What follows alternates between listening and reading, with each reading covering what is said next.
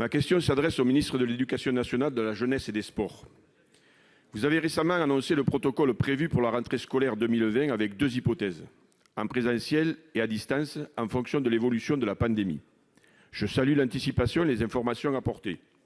Cependant, de nombreuses questions restent en suspens. Tout d'abord, le fond. La circulaire du 10 juillet indique qu'afin de garantir la santé des élèves et des personnels, le respect des règles sanitaires essentielles doit être assuré. C'est indispensable, effectivement. D'ailleurs, le masque est désormais obligatoire dans tous les lieux clos publics, accueillant du public. Mais comment les élèves de plus de 11 ans vont-ils pouvoir rester dans une même classe, ainsi qu'en extérieur, pendant plusieurs heures avec un masque, car tout le monde sait très bien que les distances ne pourront être respectées à effectif complet. Allez-vous prévoir des pauses dans certaines conditions? Ce sera très compliqué, notamment dans des préfabriqués. Comment va être gérée la garde des enfants plus jeunes s'il y a une mise en place de demi-groupes afin de permettre aux parents de travailler? La méthode ensuite, concernant les conditions sanitaires. Les élus ont souligné la difficulté d'assumer ces charges supplémentaires, que ce soit financièrement ou au niveau des équipes techniques. Certains se sentent d'ailleurs très seuls. Combien de temps à l'avance allez-vous avertir les maires du scénario choisi, alors qu'ils ont en responsabilité les écoles primaires élémentaires et la préparation de la rentrée?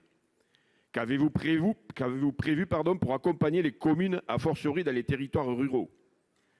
Dans les fiches techniques, vous préconisez par exemple la remise d'équipements informatiques sur initiative locale. Les collectivités ayant des budgets de plus en plus contraints, quelles aides prévoyez-vous? Idem pour le personnel supplémentaire qui devra déployer pour les surcharges de travail dans les missions sanitaires. Pour vous répondre, la parole est à Madame la ministre déléguée chargée des Sports, Madame Mara Chiné-Anou. Merci Monsieur le Président, Mesdames et Messieurs les sénateurs et sénatrices, Monsieur le sénateur Henri Cabanel. Veuillez excuser Monsieur Jean-Michel Blanquer qui est en déplacement avec le Président de la République au sujet du plan jeunesse. La question que vous posez concerne principalement les indications sanitaires qui seront, soyez-en rassurés, bien travaillées en amont avec le Haut Conseil à la santé publique. Je voulais vous donner néanmoins quelques indications qui indiquent dans cette circulaire et qui font l'objet de cette circulaire qu'a mis en place déjà le Premier ministre dès le début de juillet.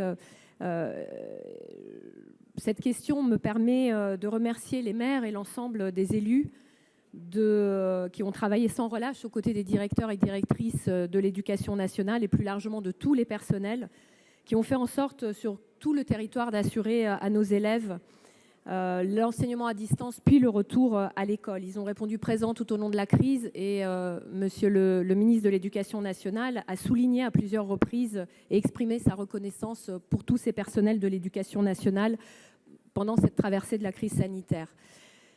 Il est normal qu'il y ait beaucoup de questions quant à la rentrée et c'est pourquoi nous avons souhaité dès le début juillet qu'au travers de la circulaire, les élèves, leurs parents, les équipes éducatives mais aussi les collectivités disposent d'un cadre clairement établi pour la rentrée 2020. Tous les scénarios y sont envisagés pour garantir la continuité des apprentissages des élèves. Les besoins de chaque élève seront précisément identifiés au moyen d'outils d'évaluation en début d'année et chacun aura une réponse adaptée, mise en œuvre aussi bien à l'école, au collège qu'au lycée. Tous les moyens seront déployés pour garantir la reprise des apprentissages sur des bases solides. 1,5 million d'heures supplémentaires seront utilisées en plus du temps scolaire. Le ministère poursuit son ambition d'élever le niveau général des élèves sur les savoirs fondamentaux. Et c'est pourquoi l'école primaire demeure la première des priorités. L'école primaire va bénéficier, c'est inscrit dans la circulaire, de 1688 postes supplémentaires. Il faut conclure. Et d'une limitation de la taille des classes à 24 élèves, notamment en section maternelle, CP et CE1. De plus... Il faut conclure. Oui. Un apport supplémentaire sera apporté pour les élèves en situation de handicap avec 8000 postes supplémentaires qui seront dégagés. Merci. Merci. J'indique qu'il ne faut pas parler trop proche du micro. Il n'y a en effet, pour des raisons sanitaires, pas de filtre. Et donc, tenez-vous à une certaine distance. Ça aidera nos services à faire face. Je donne la parole à notre collègue Christine Pruneau pour le groupe communiste républicain citoyen écologiste, dont je salue sans doute une des dernières interventions devant le Sénat en la remerciant pour son engagement pour notre assemblée.